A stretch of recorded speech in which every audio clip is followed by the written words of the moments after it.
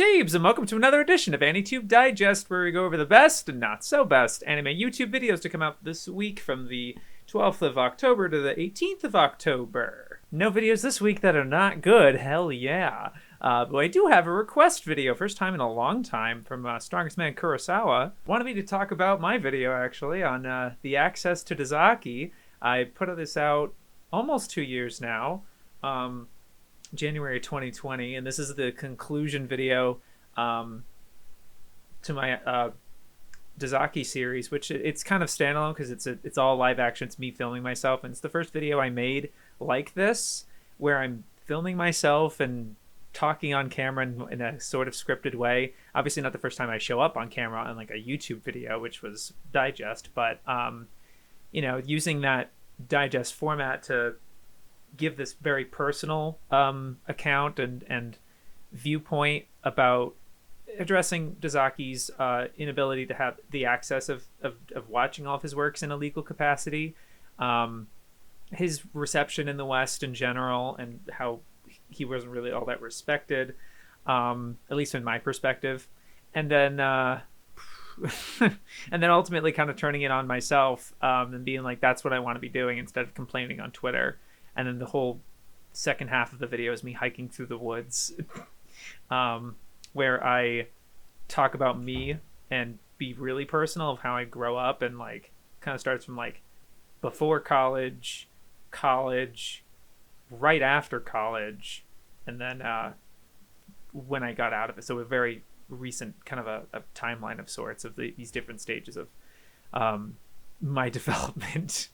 I guess as an anime fan, but also like the ethos of where I'm coming from here. Watching it back, I know I watch my videos back a lot. Surprise, like I'm a little vain like that. So I've seen this video pretty recently before getting recommended this, and then I watched it again. I do really like the music choices I have here, where like the jazz at the beginning is a callback for the TheCynicClinic series, which is all that sort of loop-on music I use in that series. It carries over to the beginning of this video, and then it's no music for that really heated portion, where I'm really kind of going on a lot of cuts, and I'm at the desk and stuff like that. I go kind of like really sharp, like I'm really pissed. I think I would have a little more tact with it's funny how like at the end of this video I say how I don't want to jeopardize my discotheque thing, but then like really sharply talking about some of these like covers for the TheCynicClinic anime that are out there, and kind of being like, this isn't good enough or interesting enough or whatever. But having been in this industry now, it's unfortunately not. It's not. You can't take creative liberties with these covers, unfortunately. So you kind of have to be like, here's the art, do it and make the best you can out of this art. And thankfully there was official art of Dear Brother that's like a singular multiple characters that looks great, so they could just use that. So that's a much better cover in my opinion. The Cobra thing, yeah, that's what they have to use. Unfortunately, there's literally nothing else they can use. They can't be all that creative with it, unfortunately. Go-Go is probably the same way. I don't have personal experience with that title, but yeah, knowing that and the knowledge I have now, it's like, I'm sorry. It's like it seemed like a little bit of a tangent that didn't need to be in the video for me. Looking back on it, like I get my frustration of it. Like, of course, people didn't like because it didn't have these covers. That's not entirely the case, really. At least I wouldn't subscribe to that idea personally now. But and then the other part of the video that kind of makes me cringe is the way I do the first section of me talking in the woods when I'm on that bridge, and I have this really cringy line of like, I was doing theater mainly because I couldn't keep my mouth shut. Like that was the first sequence I did on camera, and I didn't do multiple takes because like I only had so much time to film everything, and I didn't know how the rest of the day would go. And also my phone like I did that all on my phone, the whole thing. All that filming on not this phone, my old one that I originally recorded Digest with. And my first time to one day to shoot that, so like it's kind of like go and that didn't practice a lot. I knew what I was going to say in each of the spots, and I scoped out the location the day before of like doing I did the hike and was like, I think I'll do one here, I'll do a section here, and kind of plotted it out that way. But then yeah, the rest of it's completely off scripted. And I think the other sections go way better, and I think they're really interesting, and I'm really happy that's captured in video, so I can really look back on that, and I'm happy about that. I'm not as happy with that first segment, but the rest of it I'm pretty happy with. The music choices I think are great throughout that hiking piece. The original music that I commissioned my friend Butts to do, and I used that as my ED for my current videos. I really like that, and yeah, there's just a lot of good memories with this one. I remember the thumbnails. I don't know what I was thinking really. It was sort of like I just want something weird and like, what the fuck is that? Yeah, I didn't really want like a coherent thumbnail. I wanted it to be very mysterious and like weird, and obviously that's why it's completely buried and has less than 3K views or whatever. But I'm a little okay with that because it's very personal video, and I think only the people that really care about my stuff will watch that video, and I think that's pretty much been the case, and I think that's really cool. Yeah, I'm pretty happy and proud about it. So I think obviously, yeah, the thumbnail is very much of a berry, and I don't know why. It was fun to make though, the swirlies and doing little things like what's weird about it. And it's from like an upside down, completely pitch dark photo of myself actually, which is dumb, but yeah, I don't know.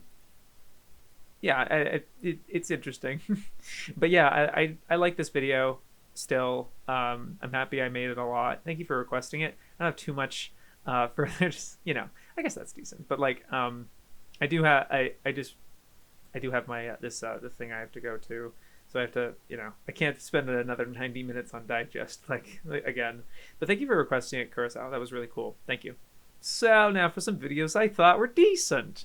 And the first one I'm gonna shout out a interview that I did with Kero from Kero Riripaddo. I did feature some clips on a previous Digest, but this was a while ago.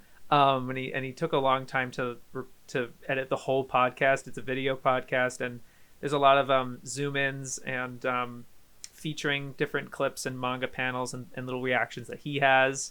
That are fun to watch. I think it makes it a very engaging watch all the way through, and you're not just listening to it, which I think is great. And we talk really, I think he guides the conversation really well, and it's a lot of like me talking for a lot, him talking for a lot, me talking for a lot, that sort of conversation, which I think works kind of well with this sort of like giving someone like me a platform on his podcast and letting them speak and stuff. I think is great and welcome on my end because I'm willing to oblige, I guess. But I think the questions were really interesting, and we talked about Shonen Jump, anime glut that's happening right now, anime YouTube a good deal, and those were the clips that he really used for his teasers for this interview. But I think I thought he was a really good time, and he was a great interviewer. And I think it's a good listen. So if you're done with Digest, you want to hear more of my voice, you can check that out. I think it's good. Checked out this video from Enzo is Tired. I don't know if I've covered a video from him. Warner Brothers has always worked with anime, and this is addressing the little drama, which I'm happy hasn't really blown up into that big of a deal. I actually didn't realize it was a controversial thing, but the fact that this pirate princess anime that's happening right now is like being produced like very much by Toonami, and then people are getting mad about it and like Jason DeMarco and Toonami coming into anime like this, and it's like they've done this already, guys. I don't know what you're mad about now, and it's not been a big deal. Like they pretty much let the creatives do what they do, and they're just like making it happen. They're not like dictating the Fooly Cooly Progressive was bad, therefore these guys should not be trusted to make anime, or it's like that kind of, it seems like that kind of argument. It's like that's not how creative endeavors work. First of all, if you make one piece of art that you don't like, that person is therefore never allowed to produce art ever again. That's That's not how this works. I hope you don't think that. Oh my god. But yeah, and it was really well cited, and with a lot of evidence with tweets and articles and things like that. I think Enzo does put himself forward in his perspective about it, but doesn't like make it super personal and fight. I don't know. There's some niche channels on anime YouTube that they're really just kind of spicing up and trying to drum up some drama, kind of like a drama alert type of thing. And they'd be like, "You'll never believe what Crunchyroll's so pissed," and they're drumming up this anger and outrage, dissent and like chaos, I think, and feeding it. And they can say that it's something else, and they're not really doing that, but like I think that's what they're doing. That's just my perspective, and I like that Enzo is sort of a more measured, and you know, calling things where they are. I think they had a previous video about the state of licensing, and they were pretty critical about big soulless companies jumping into the fray. And it's very interesting that video, obviously my video is the same way when I'm talking about this sort of stuff with why you should buy anime. But it's funny that like Enzo's like, Netflix and Sony, it's now just down to these two, and all the others are left in the. And now Disney Plus is licensing anime. Oh shit! It's yikes! It's very interesting. It's certainly a time to be a fan for sure. But it was interesting in that regard. But in terms of this video, I thought he was really measured and educated and had a good perspective here. So I thought it was well done. Sarah Moon had a short bit. It went by. It didn't feel like 8 or 9 minutes. Why don't translators sub anime the way I like? And the big idea is in the thumbnail, they aren't you. You know, I had a little bit of like, there is sometimes where Sarah Moon can sound a little condescending or a little, what is the word? Talking down, you know, like condescending a little bit. I don't know if I just used that same word twice. I don't remember. Sorry. But like a little, talking down to the person. Like, I don't know. But like she's obviously very insightful, has been in this fandom for years and in this industry for years, and knows what she's talking about. And it's really interesting that she kind of uses this as a statement of just like, I'm done trying to get these people to my side.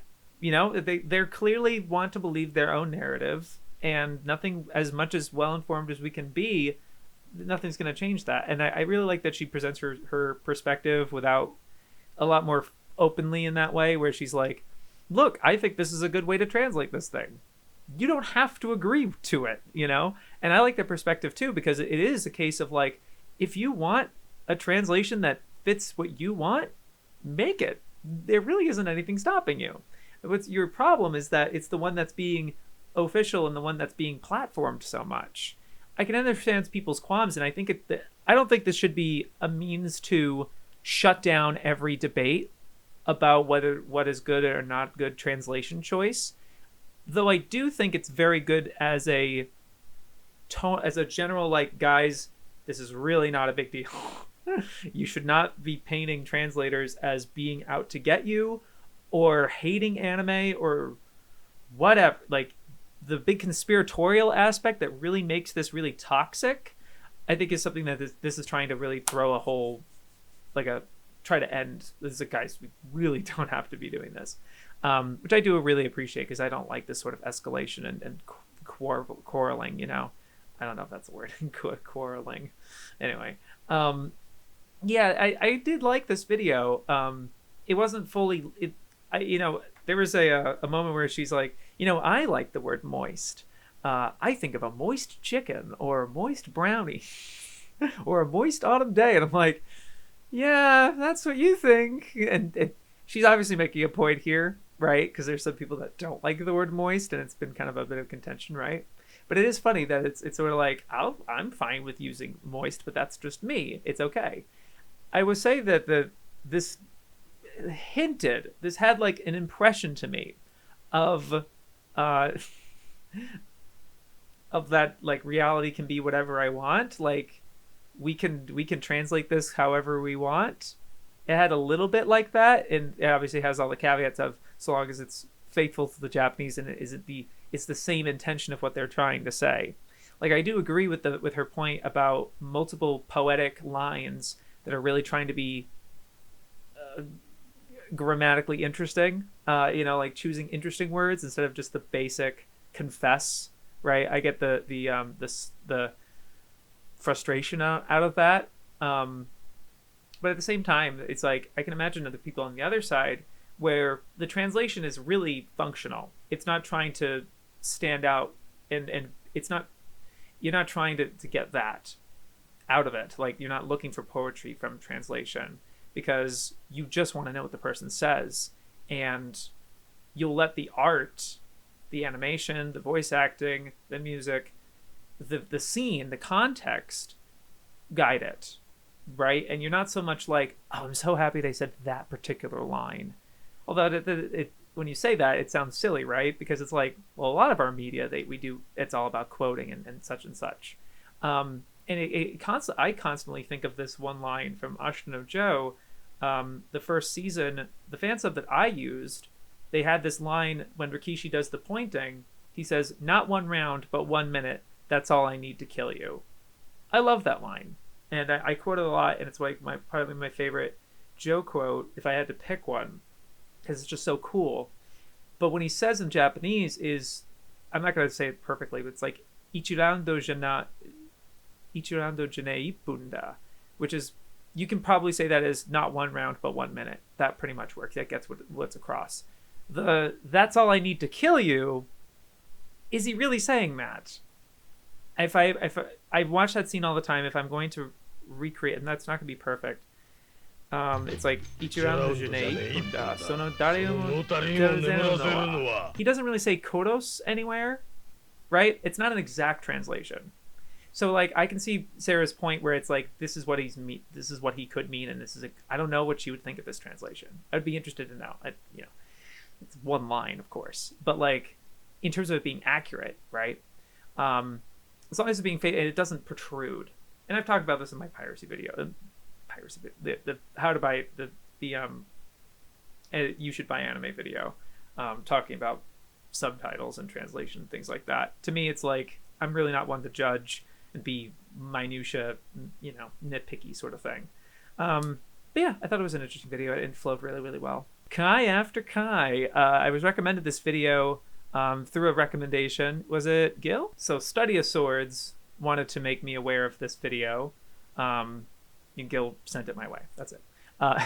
So yeah, Kai after Kai had this Star Wars Visions video. This is what Star Wars needs. And the aesthetic of this video is very specific and very deliberate. I really liked it, actually. It was I liked the use of the like the mirroring of the behind the footage, but for widescreen. I thought that lent to a very particular aesthetic that I thought was interesting. And then Kai's voice is very deep and monotone. It reminded me a lot of Sage's Reign, who's also showing up on this digest. They have kind of he reminded me of very similar delivery. But it kind of had this drone to it that just felt really enticing and like interesting. I thought it was really cool. So I like his delivery a lot. The splitting of the subject, right? He had like the intro. I really liked the intro because like the first part of the video where he's talking about he's really burnt out of Star Wars. He's like, yeah, I like Star Wars, but like I don't really, he's completely burnt out on it. And then the Visions comes out and he's like, all right, Disney, you win. that was cool. Because that spoke to not just his feelings, but I think a lot of people's feelings. And there's that YouTube element that is really important that separates YouTube from a lot of other media. It's this personal perspective. So that was something I really like. Lashlight, I think that was a really great choice. Didn't talk too much about Visions itself. It's just like, yeah, it is what it is. But it's sort of like in terms of what Star Wars needs. The next part of the video after he's like, okay, you win. He's just kind of like complaining more about Star Wars, where he's talking about how like the Last Jedi was trying to blaze a new path and try to do something different and say let go of the past. And then Episode 9 does this. It becomes like an actual Star Wars critique for a bit of the video, and I'm like, this is sudden. To me, it kind of felt different, or it came out of nowhere after the first part where you're just be like, kind of over it. No, you're not as much. You don't come off as much of a Star Wars fan to then be making this section where you make this really interesting point about Last Jedi and Rise of Skywalker. That's just a thing point to me. I was like, oh, that's interesting. I didn't, clashed a little bit. I was like, oh, huh. And then I thought by the time you got to the point where you wanted, where it's like, this is what Star Wars needs, the video was already more than halfway over. And I'm like, I get that, right? It's with you when you're making a video like this, there's a lot of like bringing it into like the idea you have and how you came across to this idea. And then when you get to the thing you want to talk about, it's just like, I just put out a video actually, like before I hit record on this, on my main channel about Windy Tales. And I do a kind of a similar thing where I spend most of the video kind of just talking about the thing of why this thing looks so good or whatever. But then like the actual heart and why you should care portion of it that I kind of promised at the beginning of the video, I don't actually get to. And it's already been like 5. And I want it to be that short. I didn't want to like dwell too long on it. It was already getting like a minute too long actually for me. And so I say the other was like, I didn't really get to the point of that. Oh shit. A little bit. And so it felt like that, where you kind of like got a little bit ahead of yourself, and then I don't know. It didn't pull me through all the way through. I'm sorry I was being kind of critical of this video. I can't point to a specific, like, can't go into more detail on that because I don't really, if you've never seen Digest before, if you happen to be watching this guy, I watch all the videos, all of them, and then I record, and I sometimes take notes, but I almost don't. I almost never do. So I'm sorry if that doesn't have as much detail, but I recall the episode 1, 2, and 3, the way it was broken down. I'm like, I would have much preferred this to be a and then, where it's very not and then, I'm sorry, that's not like that. The therefore, like more of a cohesive, like flowed one into the other type of thing, and a consistent thought. Not that these weren't consistent thoughts necessarily, obviously they're all on topic. It just seemed like this is the this piece, this is the this piece, this is the this piece, especially denoted by the episode type of thing. That's just something I noticed. Yeah. Sorry that I don't know how much that is interesting or helpful or whatever, but yeah, I did like the video though. I think a lot of it is written on your video craft. I really think the delivery is really interesting, and the presentation has this kind of steely, very like you look at this thumbnail and I feel like that's the kind of video I got, which is great actually. It's actually really not a lot of YouTubers have that, right, where it doesn't match the same way, or the expectations versus reality sometimes. But I think that this was really tasteful in terms of the thumbnail choice, and then like matching the video. I thought the aesthetic was like good. I just liked it. Yeah, it's funny. Super Eyepatch Wolf uses the same Star Wars Visions image. A lot of people do the one of from Twins, I guess. Okay, fair. Guess it's the most clickable or something. My favorite things, Halloween 2021. I guess he tried this earlier and didn't work out or something. I was looking at his videos and I didn't see anything, so I'm like, okay. I don't know what. I guess I don't follow the Super Eyepatch Wolf lore that closely. Although the thing I wanted to mention of this, because obviously this is a video format he's done a lot of, and I probably covered a couple of them in Digest before. This particular one I wanted to mention is just the really interesting choice of like doing the same type of video that he's always done and getting through there's the cool things on YouTube and the games and the wrestling and the that I've seen, and little blurbs like that. I've always really liked that. But then he really shifts the video, and now he's talking. He does the new thing he's adopted with the green screen, and presenting, and he's dressed up. And I'm like, woo, new era, or not new era, I guess, but just sort of like, it's really cool that he's embracing this even further, because I think he's really good with it. I think he has a really good on-screen presence, and he's using it in interesting ways, in surprising ways, in not like standard, and not in ways that you would come to predict. It's not predictable. So he uses this really kind of like cool character that he creates that is the idea of the video and the video itself, and obviously like he actually turns the parasocial relationship into a horror type deal, where like I will exist at long after I'm dead, or long after the being who made me dies, right? The sack of meat or whatever who made the video, which I like as a until the video gets taken down, which, you know, who knows how long YouTube will actually be around. What happens? Will it really, you know? Library of Alexandria burned down. Just saying. It's a little dark. But no, I also really like the Halloween, the scary pics. I was gonna say the horror related. You did like a top 7 type thing. I thought those pics were especially good and depicted well. Yeah, it was a fun video. I enjoyed it. Yeah, there he is, Sage's Reign, the true monsters in Junji Ito's Tomie. You know, it was really funny. He says at the beginning of this video that Tomie is actually his first proper horror, you know, media that he's willingly consumed, because he's sat through horror before. You know, he watches with friends or something. But this was the first horror media that he's like, I'm gonna read that, which was really interesting as a perspective to give. And I thought it's had a really good primer as give that, like, coming from this kind of person, right? And then immediately is like, this video is brought to you by Shudder. Which is like the horror thriller streaming platform. I just thought that was really funny, where he's like, I'm not a big fan of horror. This is the first that I've willingly consumed. This video is sponsored by Shudder. I just thought that was really interesting as a choice. But he had a good sell on Shudder, which was cool. But and then yeah, I thought the analysis of Tomie was really good. I have not read Tomie. I've only read Uzumaki. And then he does have a pin comment is like, what Junji Ito should I read next? And of course everyone's saying Uzumaki, so that'd be cool if he does get around to that one. But like, I don't know if I've seen a video essay on Tomie before, but like, I've seen it around, and I don't think I actually knew what it was about. So this was like fully introductory to me, to hearing about what it's about, and kind of the cool things about it. And I think Sage did a really good job here. It's very workmanlike with the presenting of panels and stuff. And it's showing a lot of repetitive panels and not trying to make them particularly interesting. He's just kind of letting them speak for themselves, which is, of course, an admirable and good thing to do anyway.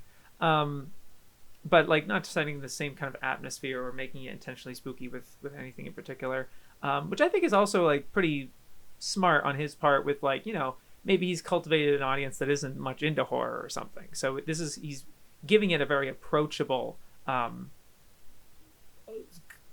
vehicle without like censoring any of it, right? He's not like shying away from showing you some of the really horrific stuff that Junji Ito has drawn here. But I thought the analysis was really sound. I thought it was just really comfy. Didn't feel like 25 minutes, and I just really liked, I don't know, it was interesting. And I also liked some of the little things he was citing about you know, violence against women and child abuse, and certain things, like in addressing certain aspects. I also liked the kind of going by chapter a little bit, not like super fully, not like really rigidly like chapter 2, and, you know, like it did feel like plot regurgitation, but like as someone who hasn't seen read Tomie or anything and was kind of willing to do that, I was willing to listen to all that, to be informed about that sort of thing, even though he does kind of describe a lot of them in point by point detail. I think that's fine for some anime or for some franchise media stuff that doesn't have as much of a plot. Maybe you can disagree, where it's like, but Tomie is like one of Ito's like well-known, best known works. Like, I can understand that maybe. I guess, like, you know, I see where it's due and where it can work, and I think it worked here. Yeah, I thought it was really good. Okay, now what I thought were the best videos of the week. The ones I thought were the best videos of the week. I think it's going to be under an hour. Let's go. I don't know why. It's funny. I'm happy about that now. So this first video is technically by Pause and Select because it's on his channel. But it's not his video, as he makes a foreword for this video. Like, I really liked his explaining what a foreword is, and then giving the foreword for this video. Foreword meaning that, like, it's from an outsider perspective of someone who has consumed the media and is giving the reader or the viewer something in advance to be like as a primer, and being like, this is generally what you're going to come to expect. I think he does a good job of selling it and like, okay, get you ready to watch this video and kind of giving a good lead into it. In terms of like priming and understanding what this actual video actually does, I don't know how. Like, I do like his observation about it being how worldly perspective this is and how valuable it is to our scene as a video, and how we should embrace and hopefully encourage more of it. The fact that this is a Chinese-based video that's talking about Japanese media that was influenced by Belgium comics that is now being platformed by a Canadian, right? I think that is really interesting. I like that point. Although what the video actually is, so the video is called Kogetcha. I'm so sorry, Kogetcha. Bard 713 Master of the Clear Line. So Master of the Clear Line is referring to the particular style that you've probably seen and heard of before. It's really funny. This actually shows up at least twice in this digest in different videos. One of them is a reaction video that uses this type of art style, and another one is one of the media that Super Eyepatch Wolf mentions in his favorite things video, talking about words come up like soda pop or something like that. I forget the name of the movie. It's that movie. But it has like the Great Pretender art style, the cover by Tatsuro Yamashita, this like very particular line work. The video gives an entire, it feels like full circle, because it obviously is sort of, it's not really an obituary in this per se. It's celebrating this particular doujin artist, which I really like that Joe mentions how we almost never talk about doujin artists. We only talk about anime and manga, or maybe light novels or something, but like it's so much more of an ecology and there's so much more depth to it, and also more of a worldly perspective, which I agree. I think it's a lot of value here. But I really like the video how it starts you with like, okay, there's this doujin artist that passed away in 2020, and they're really prolific and really beloved. But before showing you any of the art, or maybe they did and I just didn't register it, like I don't think they didn't make a case for who this artist is in the same way. And it honestly was like, when are they going to get to this artist? Because they pretty much spend the whole video tracing this circle, because they start at the top here with Kogetcha. The G's messing me up, man. Kogetcha. God damn it. So it's a circle, right? And it's going like this, where it's tracing the origins of this art style that you've seen in a lot of other media, and how it's from this Belgian comics and woodblock stamp, like not stamp art, but like carving, and giving a lot of different examples and where this evolved and who took it where, and the things, and then bringing it back to Kogetcha at the end, where this is the thing that they do, and where they really pushed it, and the interesting things about their art and why they were so beloved. But like it's mostly kind of a historical thing. And yeah, it is not non-English, it's Chinese, and it's hard. It was hard for me, like it was interesting because, and I think I obviously have noticed this with other media, but like because I've seen Japanese so much Japanese media subtitled. Whenever it's not a language that I'm not as familiar with as Japanese, it is a little harder to watch, I will say. And not like in a bad, I think it's just sort of like I'm occasionally distracted by the way that the language sounds, because I'm just not used to hearing it the same way. I think that would be the case for a lot of media that you don't hear that language that often, right? But when you get used to it, it's totally cake, But yeah, I think it's just a matter of getting used to those particular languages. But like it still was really great and interesting and well thought out. Seemed really researched and had a lot of examples, and guided you the same way.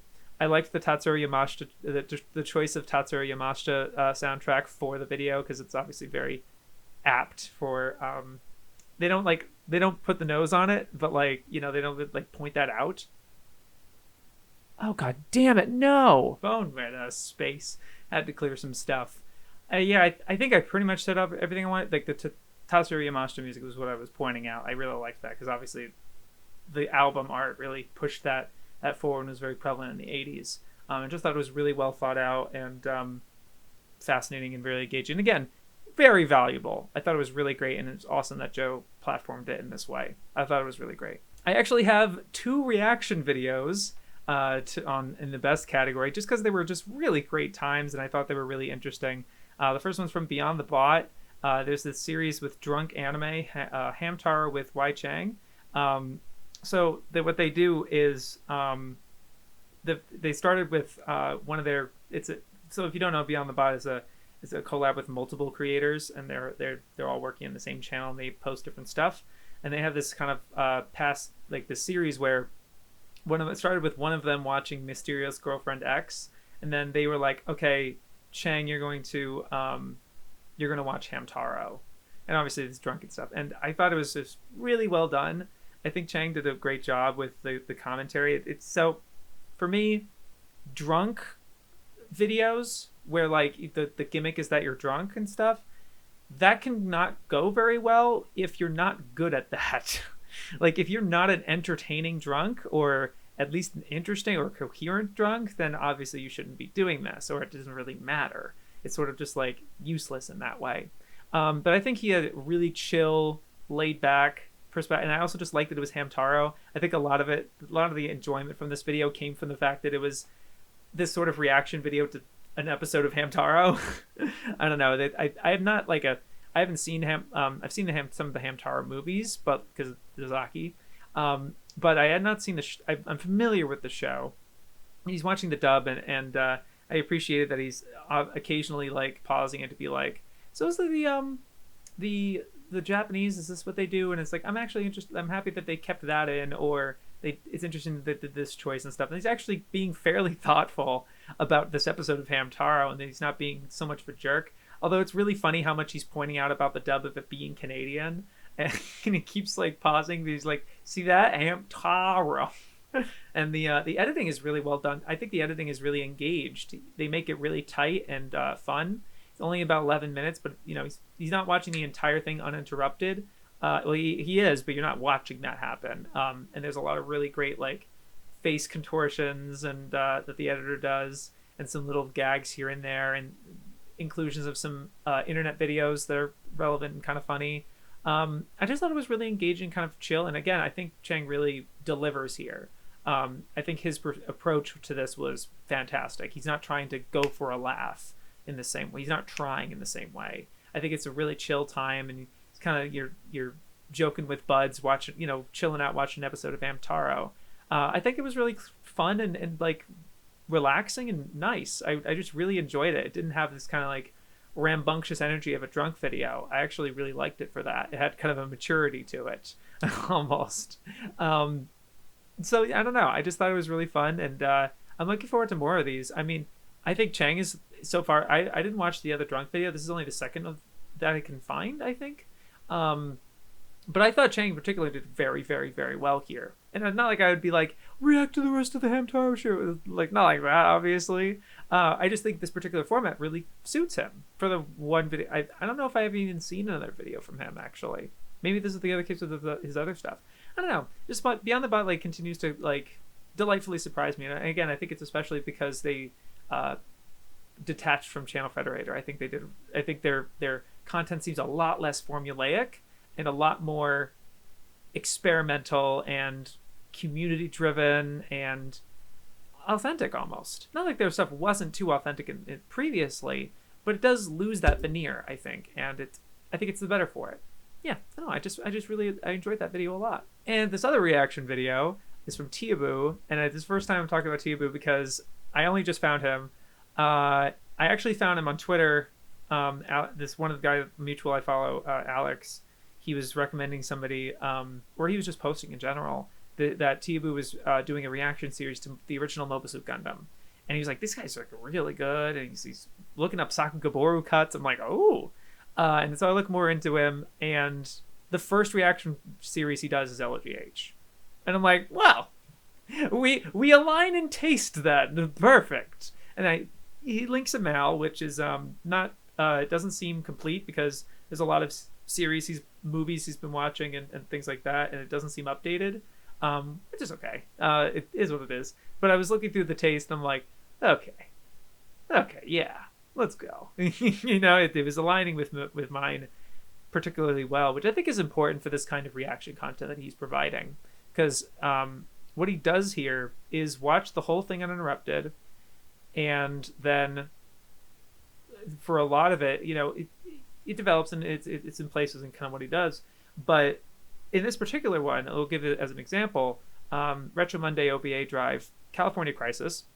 What he does is watch the whole thing, and in this particular instance, because California Crisis is like on YouTube and no one's licensed it, and yeah, it's kind of a not lost media in the same way, but like not licensable kind of thing. So he just plays the whole thing like for you, like reacting to it the same way, and it's completely uninterrupted. There's a lot of silence. There's not a lot of silence, actually. I think he does a really great job commenting on it, but he's not like going for reaction shots in the same way. He's very thoughtful. He's noticing really cool things, being honest with his thoughts, and they seem very immediate and genuine. Never pauses, which is really cool. A very classic reactor. But the kind of the cool thing that I think stands him out from every other reactor that I know of. Not like I'm a connoisseur of reaction content, but like you notice this video is an hour and 40 minutes, right? And California Crisis is 45 minutes.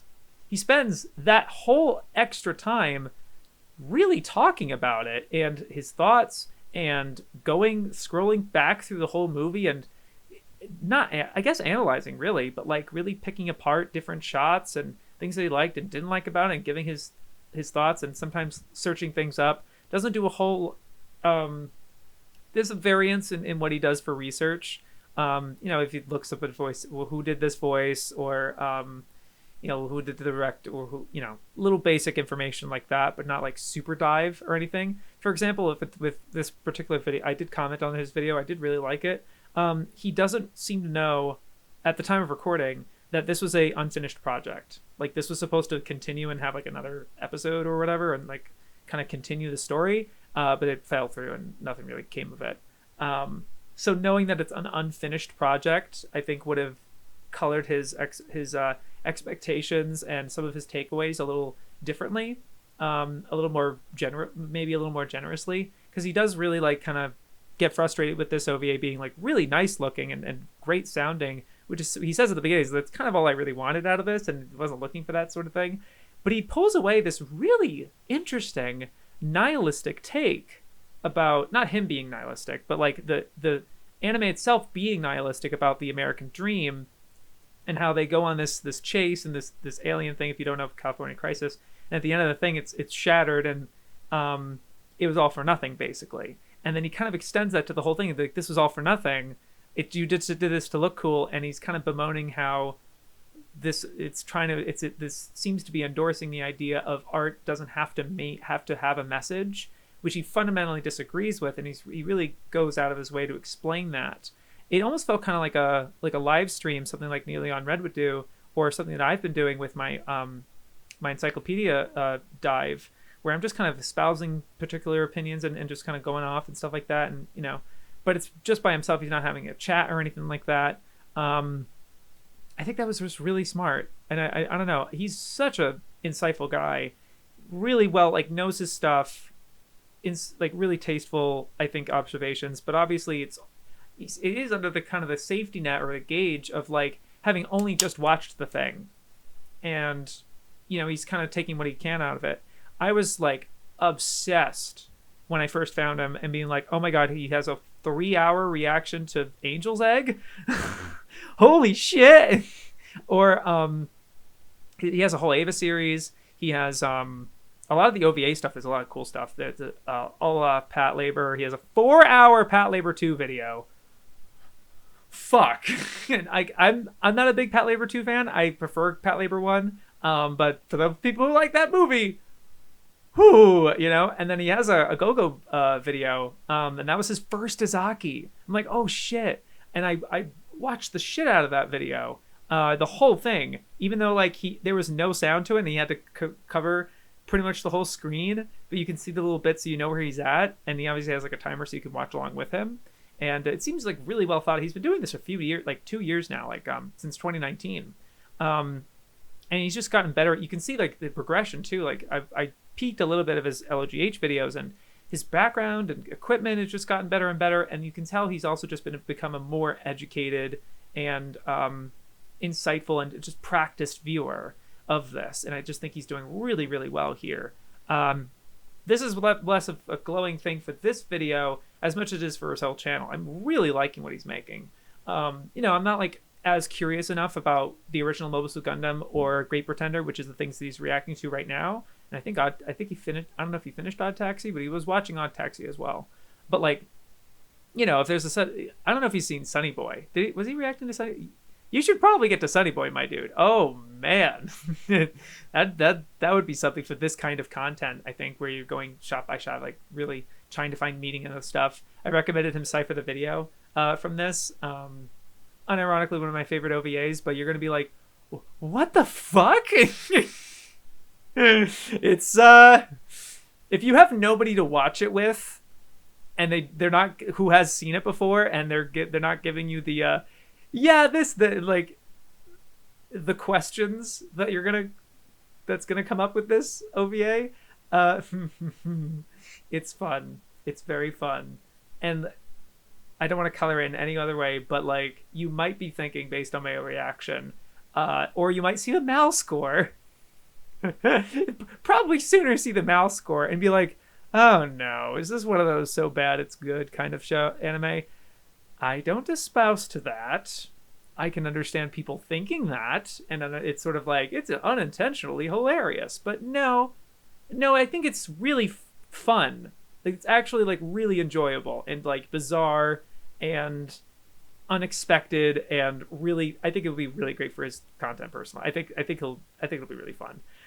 That's just my perspective, and I unironically love this OVA without any cynicism or irony or anything like that. It's awesome. Anyway, yeah, it's just so it's less of an endorsement for this video as it is for like his whole channel. I've been itching to talk about it because it's really cool, and he seems like a great guy. Yeah, go watch it. Go sub. Really cool. KaiserBeamz. I think this is a part 2 for his Looney Tunes history retrospective. I don't know why I didn't talk about part 1. Oh well. But like the particular like the Chuck Jones reign just really caught my eye, and I wanted to check it out, even though I hadn't seen the whole thing yet. But he's really biting off Defunctland in a good way, in a very good way. The video really reminded me of Defunctland's miniseries on Jim Henson, and chronicling his the making of these of his career and stuff like that, and also really engaging with the media directly. I think a lot of these documentary style like historical things and charting the history, a lot of it can really be unengaged with the media itself. But I really like that Kaiser really includes these bits about this is a particularly seminal short, and this is what made this really important, and talking about the content itself, even more so than like some sort of drama behind the scenes or something like that, and the metatextual aspect of this art. He does bring that in. I think that was really interesting, and talking very much about the creators themselves. Like you would have no idea probably of like, this is directed by this particular director. This is a Chuck Jones short. This is this guy's short. And I'd never heard of the other two guys' names who worked at this studio who did Looney Tunes. And they're like, he introduced this guy.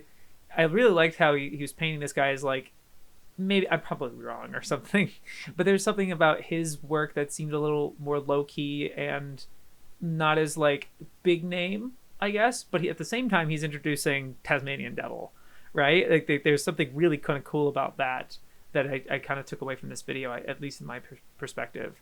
Yeah, and I just thought it was really neat, and seeing like from the perspective of the art itself and the character growth of like what they were using Daffy for, and what they were using Porky Pig and Bugs and stuff like that. I thought it was really interesting, and 49 minutes flew by, really great. And I've been critical of Kaiser's stuff before, and I think a lot of it had to always do with when he brings his opinion in and his perspective, because it's always something I always find disagreeable, or just the way he presents. Even the Teeaboo in the previous entry here, he brings a California crisis perspective that's really challenging and hard to accept, hard as a person who loves that movie personally, to really get behind. But like he presents it in a way that is very balanced, and you see where he's coming from, and it's very authentic. Whereas Kaiser, or maybe Bennett or Kenny or whatever, oftentimes when they're being critical of this sort of thing, it's the fact that they scripted it and they have this planning and they listen through it all, and the wording is something they really much endorse, and it's not a unscripted live. That's just what comes across. So there's less of that veneer. So as a result, it's sort of like, it just makes it more to me it can become more disagreeable personally, or maybe it might be the wording or something like that. I don't know what it is. I may have better articulated it in other places maybe, but to me it's just like, I've never really been a fan of Kaiser's opinions I guess, in the same way, and the way and I've always been appreciative of how much he puts into giving the context and history of the thing that he's talking about.